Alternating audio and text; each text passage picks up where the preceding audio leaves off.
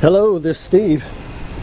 Well, let's see what we got. Let's get a summary of what's going on here so we can appreciate what we've arrived at.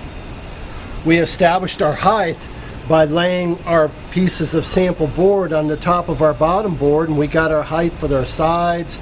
We decided we're going to use 4 sheets. Well, we're all past that. Let's see what we accomplished. So, as I told you, we're going to trace around the panel. Ta-da! It's like that. And really, when you take this piece out, it's still stiff and rigid as a solid piece, and which is really impressive. So here's one level, the panel sits on it. Now you can put a piece of foam, bubbles, you can put bubbles on both sides of this panel because there's room. This twisted lead edge kind of raises the panel up, if you will, by probably about 1/8 of an inch, to be serious, because if I push down here, it's on a very slight angle, with the edges being higher than the thickness of the panel. The stained glass part, as we're already accustomed to, folks, is only about 1/8 of an inch. Down here with this twisted lead edge, that's probably close to 1/2 an inch. 3/8 anyway, perhaps right in the middle of 3/8 and 4/8, which is 1/2 an inch. So bubble wrap is ideal to put on both sides, just a single layer of this small bubble wrap. And you would cut that out as a circle, utilizing this as your template. Have a nice circle. You might have to tape 2 pieces of straight bubble wrap together. Go ahead, tape them with a tape. Then you're never going to use this. This is a template. This is a throwaway, but very important to be using in this video demonstration. So I have a really quality sound circumstance going on here. I got sides, I cannot compress this down to crush it. So we've got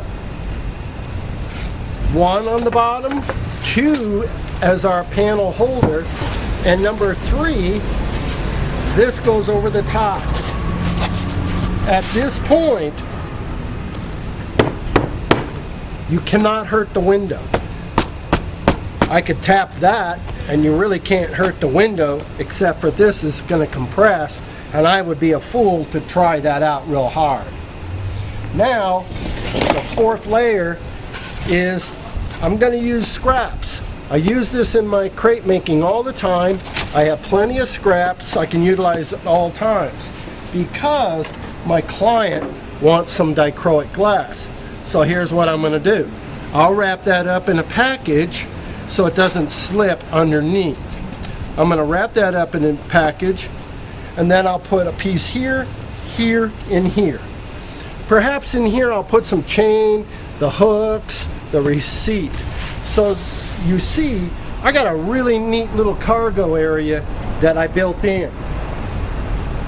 That's the reason why I used 4 layers and not the 3 that I typically use. Now for 3, I would cut off my corner at a 45. Let me see if I'm appearing in my own video. I would cut a corner right off here at a 45, drop my chain in there and put the lid on. This is the lid. So look at that, folks.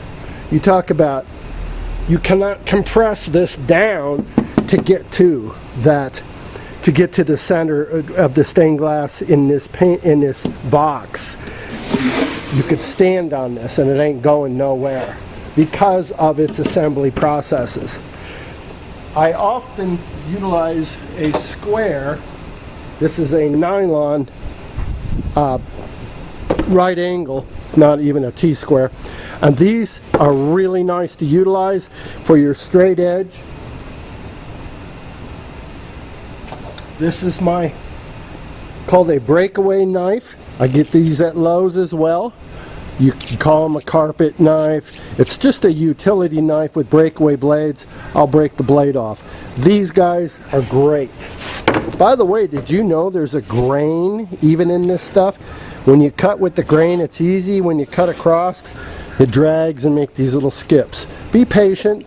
When you find which way's the grain, make one slow cut and then come in for the deep cut afterwards, and then you'll be just fine. But there's literally a grain in this stuff.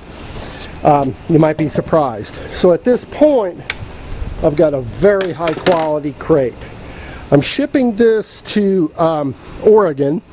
I'd venture to say it's going to cost around $38, $40 insured, which is really shocking. And this is going to the post office. So when I go to the post office and get my final receipt, tagged, of course, my label, I will put that on this box, perhaps take a picture, and you can see, or I'll tell you in the last video, the shipping to Oregon, what it cost. Overall,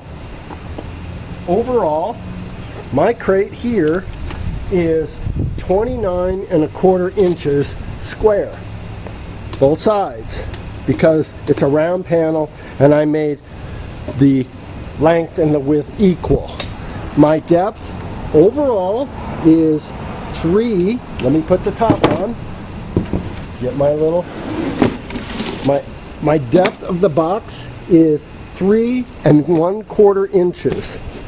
You could drop this on its side and its edges, and because of these little bumper guards, everything will compress and allow you to have all the safety that you're going to need to assure you your job is going to arrive safe and sound. Or maybe you're going overseas and you want to store your panel and you want to make sure nobody's going to kick it and hurt it. By the time you get home from wherever that is and you unscrew this lid, I can nearly assure you nothing would have happened inside of this cavity. So I'm hoping that you find value in this video, as others have, and perhaps I've got that dude in there a little bit tight, and you find value in this video to where you can ship your panel. Perhaps you never realized you could easily ship your own panel, as long as you have access to the saw, to the tools necessary, whether you borrow them or you own them yourselves, or now that you know what you need, you can express yourself based on these videos.